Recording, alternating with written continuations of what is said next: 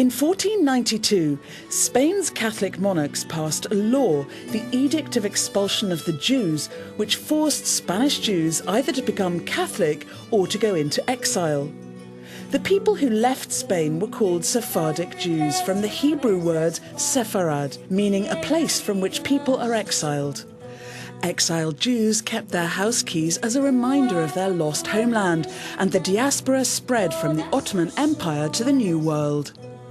500 years later, Spain is considering a law which will grant Spanish citizenship to the descendants of those exiled. Sephardic Jews from all over the world could get dual nationality, with all the associated benefits of having an EU passport.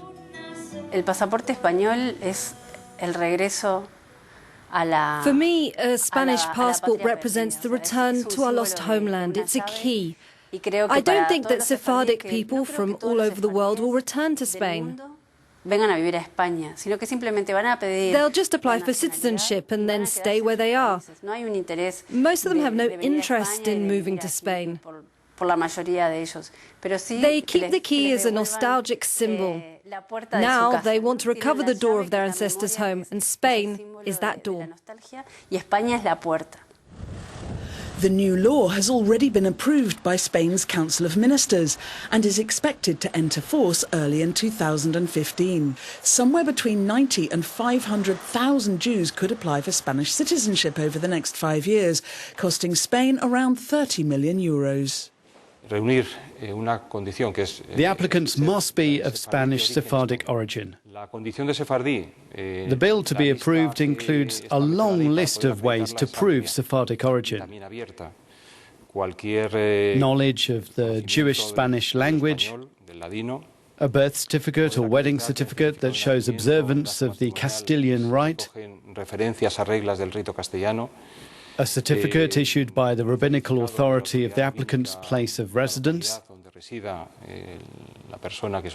or a certificate issued by the Federation of Jewish Communities in Spain.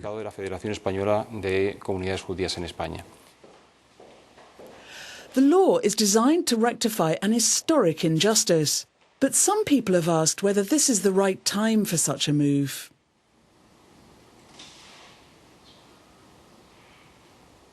Well,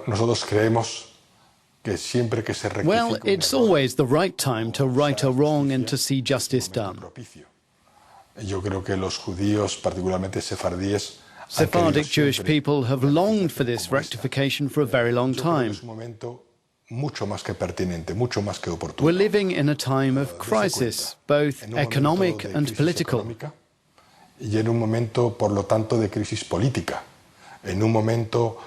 Extreme right and neo-Nazi political parties are emerging in Greece, Hungary, Austria, Finland and France.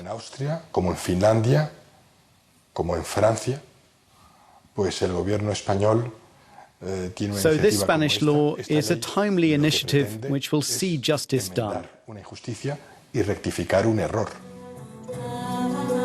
The exiled Sephardic Jews scattered all over the world, originally taking refuge in North Africa, Southern Europe and the Balkans, and since the 1950s many of them have moved to Israel. Their numbers are now estimated at around 3.5 million, representing around 18% of Jews worldwide.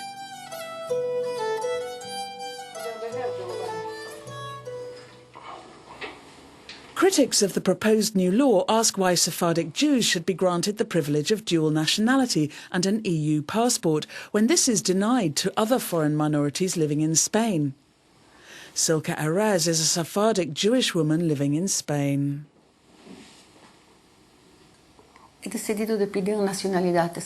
I'm determined to get Spanish citizenship. I've already made an application, but I've waited 5 or 6 years for a positive answer. The Israeli Jews are very respectful towards Spain. The Spanish Sephardic people are called the Samchtet, which means the pure Sephardic.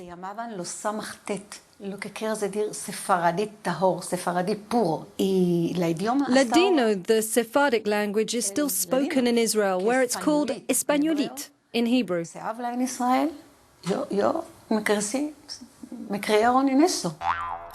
The Spanish city of Toledo was historically known as Western Jerusalem and was occupied by Christians, Jews and Muslims who all lived peacefully together, speaking Latin, Arabic and Hebrew. Now, some people are rediscovering their roots. There's a full list of Jewish surnames on the website sephardim.com, and that's where I found my name.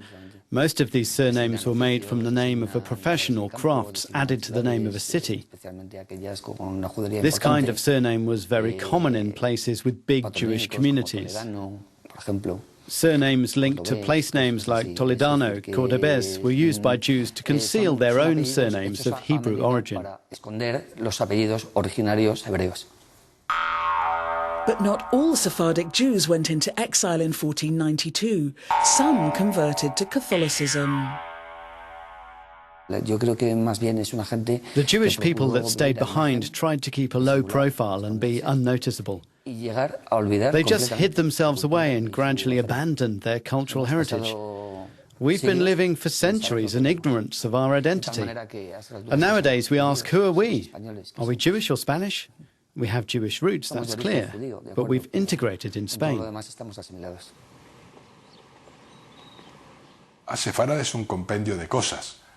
Sepharad, the ancient Hebrew name for Spain, also means many other things and feelings. It means nostalgia. Sepharad belongs to our history, but it's also a future project.